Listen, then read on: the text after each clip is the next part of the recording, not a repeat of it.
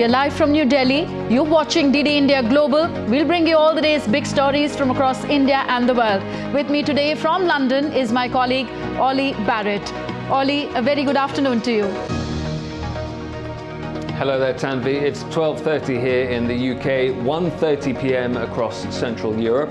Coming up in the next 30 minutes, pressure grows over humanitarian aid to Gaza, US concern over Iranian proxies, and the latest attempts to find a new House Speaker in Washington.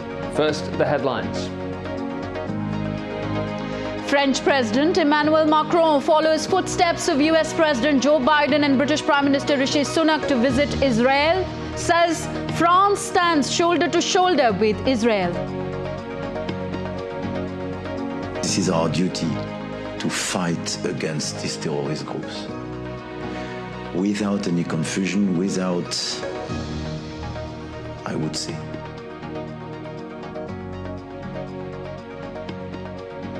the United Nations Palestinian Refugee Agency calls for unimpeded flow of humanitarian aid to Gaza.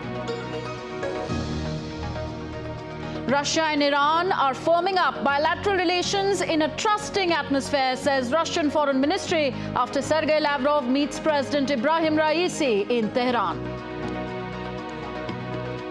And Asian shares slipped to their lowest level in more than 11 months.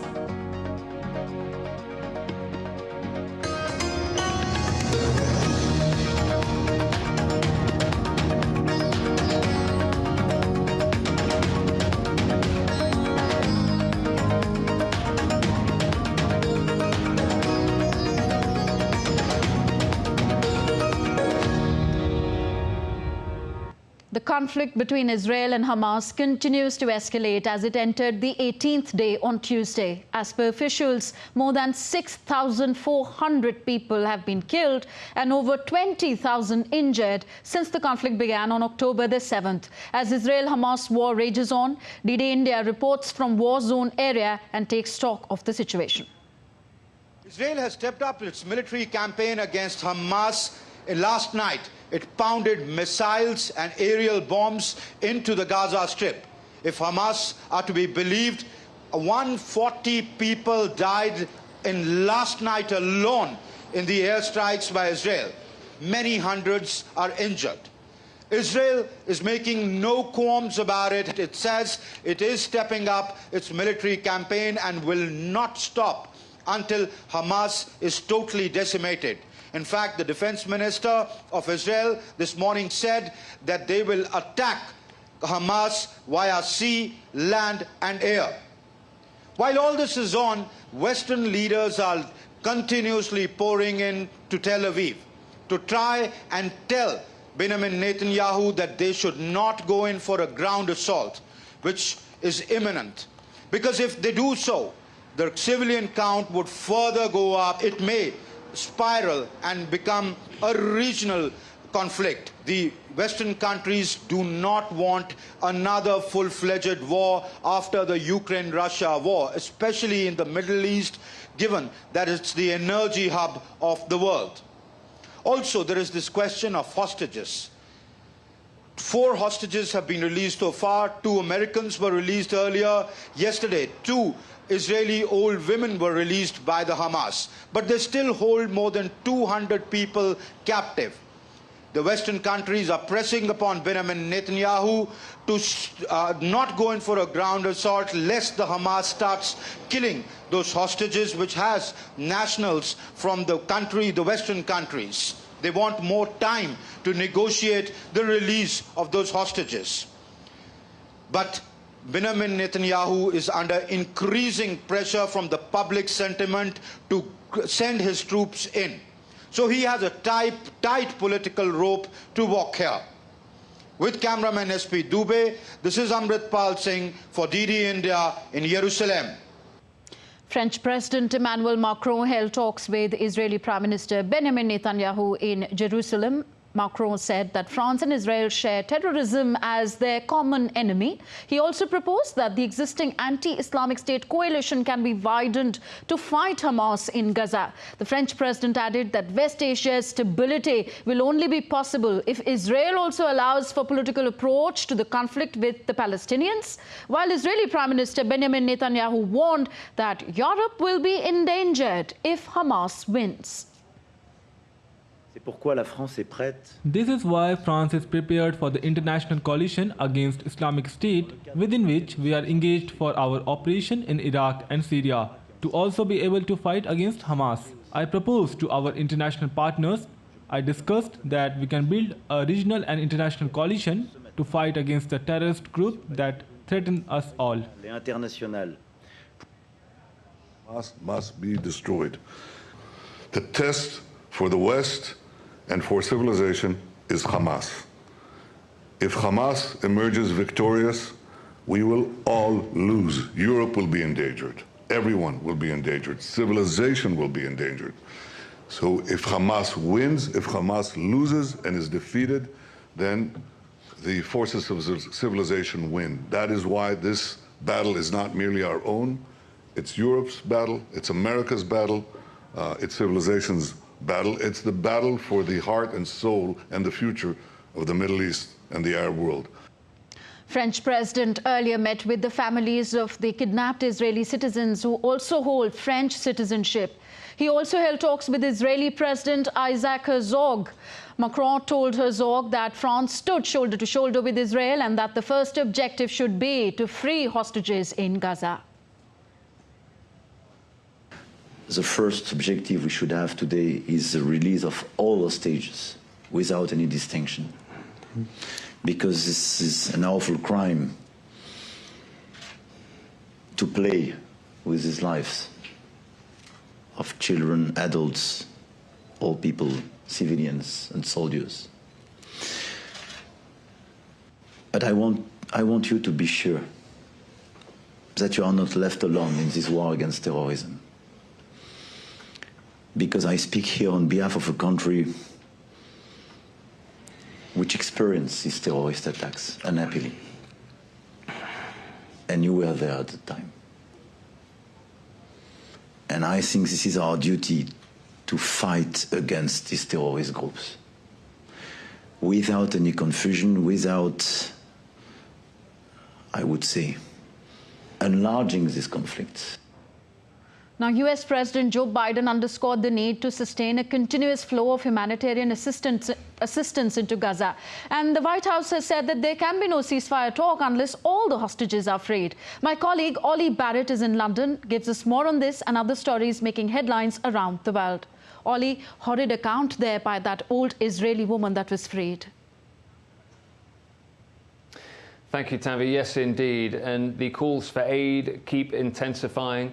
But more on that aid situation in just a moment. As you were saying, when it comes to an Israeli military helicopter landing in Tel Aviv on Tuesday, carrying 2 Israeli women, that has been a key focus in recent hours as well. Both were abducted from kibbutz Nir Oz, near the Gaza border.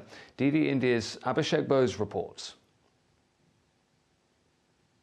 Are the posters of the missing Israelis believed to be kidnapped by Hamas. Daniel Lifsees has got some respite as his 85-year-old grandmother is one of the 2 elderly women who have been freed by Hamas on health grounds. The 2 women were transferred to ambulances at Rafah crossing from Gaza to Egypt. They were handed over to the Israeli military and flown to Tel Aviv for medical examination. My mom is telling the horrific stories. She's saying that many people, a swarm of people, came through the fence. The defense cost 2.5 billion shekels, and it didn't help even a little bit. My mom is saying that she was taken on the back of a motorbike with her body, with her legs on one side and her head on another side, that she was taken through the plowed fields with a man in front on one side and a man behind her, and that while she was being taken, she was hit by sticks by Shabab. Yeah, Shabab people. Until they reach the tunnels. Although the women were freed, their husbands are still under captivity. Over 200 people are still held hostage by Hamas. The families of them are hoping for their release. Meanwhile, trucks carrying relief material for Gaza have piled up in Rafah border, the main crossing point between Egypt and Gaza that doesn't border with Israel. Even as the third convoy of humanitarian aid trucks carrying water, food and medicine reached Gaza on Monday. The movement of trucks through Rafah started on Saturday after days of negotiations. But it's not enough for the thousands of survivors still waiting for more food and water. As Gaza is also running out of fuel, the United Nations has warned that hospitals in the enclave will stop functioning. 18 days have passed. The Israel-Hamas conflict has plunged West Asia into a major humanitarian crisis. Abhishek Bose for DD India.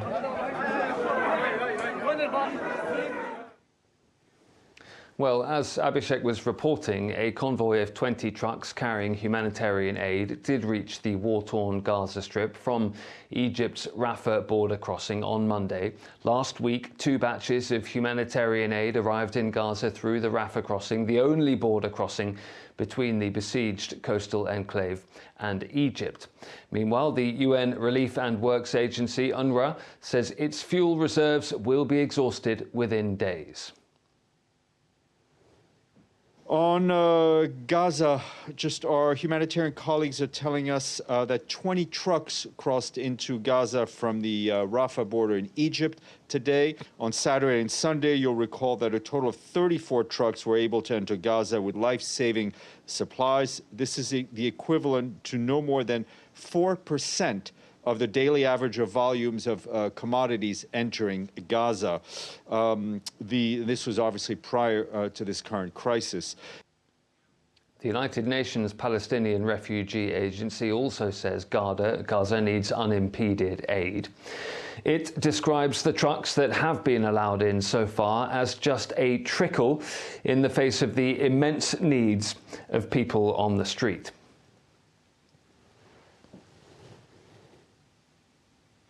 US President Joe Biden has again called for ongoing humanitarian assistance to be allowed into Gaza in a call with Israeli Prime Minister Benjamin Netanyahu. The White House says President Biden welcomes the release of 2 additional hostages from Gaza earlier and reaffirmed his commitment to ongoing efforts to secure the release of all the remaining hostages taken by Hamas. The US State Department says it is concerned about Iranian proxies attacks in the region amid the conflict between Israel and Hamas. The US says it holds Iran accountable for the attacks. We are concerned about an increase in attacks by Iranian proxies in the region, whether they be targeting U.S. interests or whether they be targeting other interests in the region. We hold Iran accountable for those attacks. And as the Secretary said yesterday when he was interviewed, it's something that we are preparing for and are ready to respond to if necessary. Meanwhile, Iran has been hosting talks between the foreign ministers of Armenia and Azerbaijan to try and bring peace to the South Caucasus after Baku's forces recaptured the breakaway region of Nagorno-Karabakh.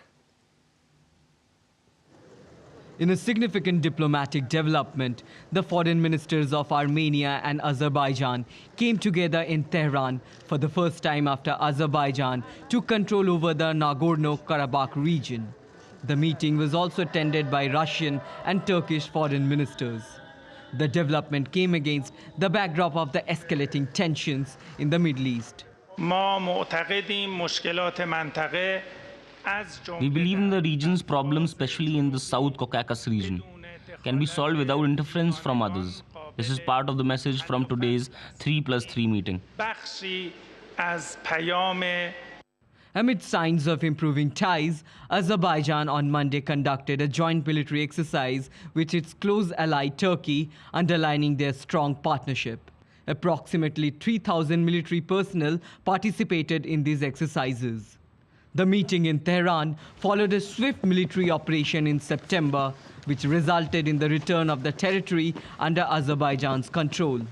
On October 15, Azerbaijani President Ilham Aliyev marked a significant moment by raising the national flag in the capital of the former breakaway region of Nagorno-Karabakh. Nagorno-Karabakh has remained a source of conflict between Azerbaijan and Armenia. But following the control, the authorities say that the separatist state will cease existing as of January 1, 2024. And we can get more on that story now from DD India correspondent Dasha Chernyshova in Moscow. Well, certainly you can imagine it is very difficult to continue the communication and the ties after these years-long conflict. So definitely the relations are very strained. The two sides do feel that a lot more has to be done in terms of the trust building between these two neighbors and the rivals in the region. But at the same time, the understanding is there on the table that they have both came to the terms of recognizing the status of Karabakh, and Moscow has been speaking for months now, suggesting that the two sides, what they need to do is to finally proceed to the peace agreement between the two, because the status of Karabakh has been resolved. So at the moment, we understand that the relations, even though they are very, very difficult to be continued in the amicable terms, the two sides are trying to normalize the situation. We have seen Moscow portraying itself as the mediator and the guarantor of security and stability in the region. So definitely Moscow is saying that it is willing to continue to provide its mediation efforts in bringing the two sides together at the same negotiating table, and also providing help when it comes to the demarcation of border. One of the issues that has to be definitely settled. We also understand that Moscow is ready to help with the establishment of economic transport links without any impediment, so that the lives of the people who do live in those border regions does normalize. Because one of the impediments we also have seen, and Moscow has been saying, is that the sides have not been communicating well enough to provide for the well-being of the people living in those bordering territories. So the Russian role here is very clear. It will continue to assist in all those endeavors, but at the same time, Moscow is saying that the two sides do have to respect one another as well as the territorial integrity. The European Union has adopted a framework to impose sanctions on the junta in Niger. The new framework will allow the EU to sanction individuals and entities responsible for actions that threaten the peace, stability and security of Niger. The European Union aims to mirror and strengthen any measures taken by the West African regional body ECOWAS. Thousands of people have rallied in Budapest opposing the agenda of Hungarian Prime Minister Viktor Orban. Demonstrators marched through the streets of the Hungarian capital hours after Orban's speech marking the anniversary of Hungary's failed 1956 uprising against Soviet rule. Some protesters in Budapest voiced fears that Hungary might end up leaving the European Union under his leadership, which is a prospect that Viktor Orban has repeatedly dismissed. The United States has announced that China's top diplomat Wang Yi will pay a rare visit to Washington this week. It paves the way for a potential visit by Chinese President Xi Jinping. Wang Yi will visit from Thursday through Saturday against a backdrop of friction over trade, Ukraine, the Middle East, Taiwan, and China's assertive actions at sea near the Philippines.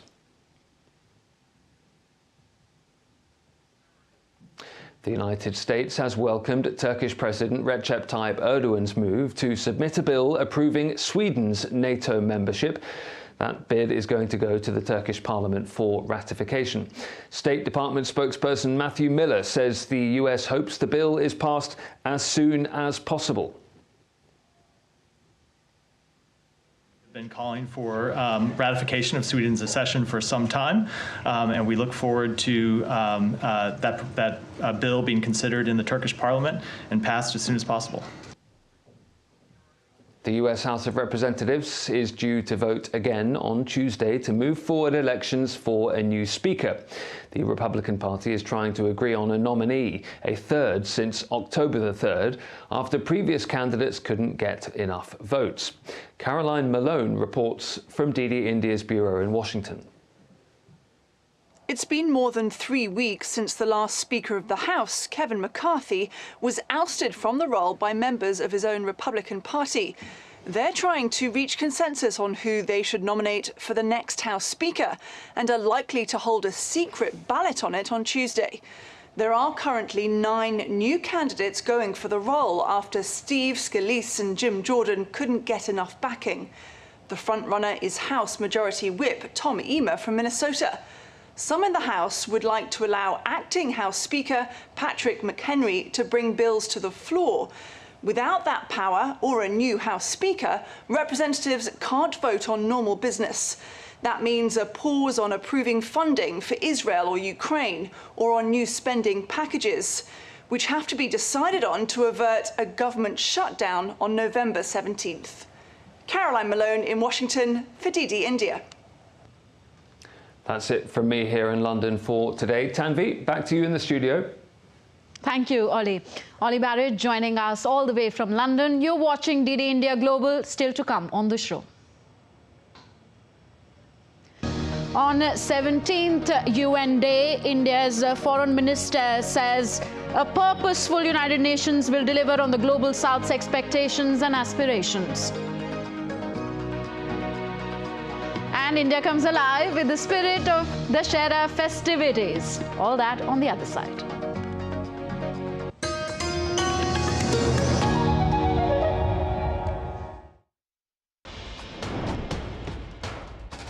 Wherever news breaks, whatever it takes. Connecting corners, cutting across continents. Stories that matter from across the globe. Accurate, authentic journalism that serves you right.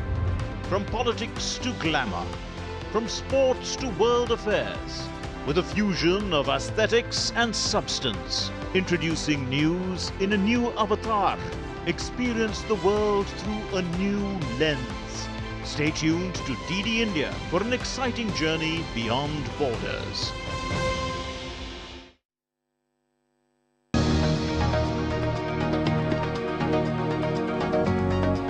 Welcome back. You're watching DD India Global. I'm Tanvi Taneja. Russian Foreign Minister Sergei Lavrov met with the President of Iran, Ibrahim Raisi, in Tehran. Russia's Foreign Minister Lavrov also met with his counterpart and discussed energy and logistics projects. Russia's Foreign Ministry said that Russia and Iran are firming up bilateral relations in a trusting atmosphere. 78 years ago, on this day, the UN was created to maintain international peace and security among warring nations. But the complex geopolitical realities of the 21st century have reduced it to an obsolete forum for global peacekeeping and cooperation. DD India's Jessica Taneja reports. The Conference of the United Nations on International Organization is now convened. October 24, 1945. A global war just ended. Some colonial powers that still controlled Asia and Africa created the United Nations to serve the interests of 193 countries. Lasting peace. Its permanent members, the US, Britain, France, Russia, China, or the P5, victors of a contentious world war, gave themselves the power to impose sanctions and authorize military interventions. The job was to maintain international peace. And yet, 78 years after its inception, 91 countries are still involved in some kind of conflict. War has caused a 13% loss of global GDP. In the box next to the name printed on the ballot. While the UN may seem faulty, geopolitical gridlocks haven't affected aid programs aimed at feeding hungry people or vaccinating children. Even the peacekeeping missions have been successful so far. Over the years, it's tried hard to become a useful and meaningful counterbalance to America's approach, only to be defeated by heightened geopolitical rivalry. our world is becoming unhinged. Geopolitical tensions are rising. Global challenges are mounting. And we seem incapable of coming together to respond. Furthermore, many nations, including India, feel that UN agencies should be more democratic and representative of current realities. It is still a few nations who shape the agenda and seek to define the norms. This cannot go on indefinitely, nor will it go unchallenged. A fair, equitable, and democratic order will surely emerge once we all put our minds to it.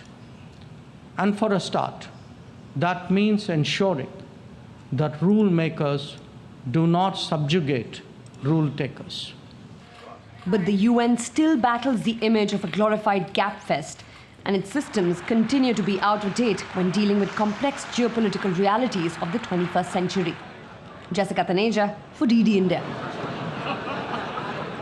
And on the 78th anniversary of the United Nations, India's External Affairs Minister Dr. S. Jaishankar took to his social media account and said, I quote him here, on 78th UN Day, reaffirm India's commitment to the UN and its charter, emphasize the significance of reformed multilateralism which fosters fairness, inclusivity and multipolarity. A more purposeful United Nations will deliver on the global South's expectations and aspirations. Unquote.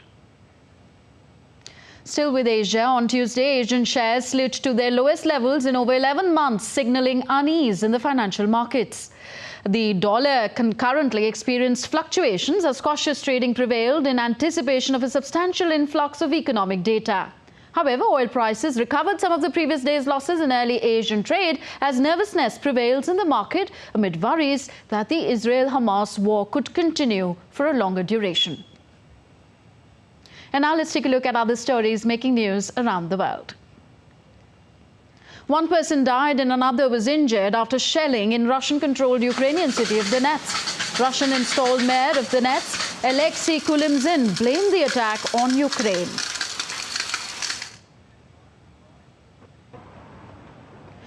An inquiry into New Zealand's deadliest shooting opened with memorial to the victims. It was welcomed with traditional Maori customs and a reading from the Quran in remembrance of the 51 Muslim worshippers who were killed by an Australian white supremacist.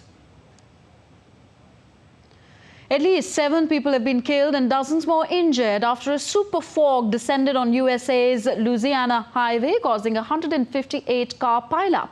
The super fog formed as smoke from wildfires mixed with dense fog decreased visibility. And the Kremlin has rejected speculation about President Vladimir Putin's health, saying he was fit and well. They also refuted rumors that the president was using body doubles. The comments came after an unsourced report by a Russian telegram channel claimed that the president had suffered a serious health episode. Back to India now. India marks the Dussera festival today. Celebrations are underway in Mysuru in the southern Indian state of Karnataka as the city marks the Dussera festivities. The festival that signifies the victory of good over evil. Nation celebrates this festival by burning Ravana's effigy and celebrating a sense of togetherness. Thousands of tourists attend the Mysuru Dussera, which is known for its grandeur. The festivities include a grand procession by the city's royal family. And up in the north of India, the Kullu district in the Indian state of Himachal Pradesh is all set for the international Dussera festivities. People have gathered from far-flung areas of the world to witness this famous Kullu Dussera festival. This Dussera is also called Dev Mahakumbh because during this time, the gods and goddesses from almost all the areas of the district come to one place at the Dhalpur Maidan for a week, and people worship their gods and goddesses. During this time, Raghunath Ji stays in his temporary temple for a week. They will be staying in the camp and deities, and people coming from different areas will present themselves before them. So that's it in this edition of DD India Global. Join us for another edition of the show at 7:30 p.m. Indian Standard Time.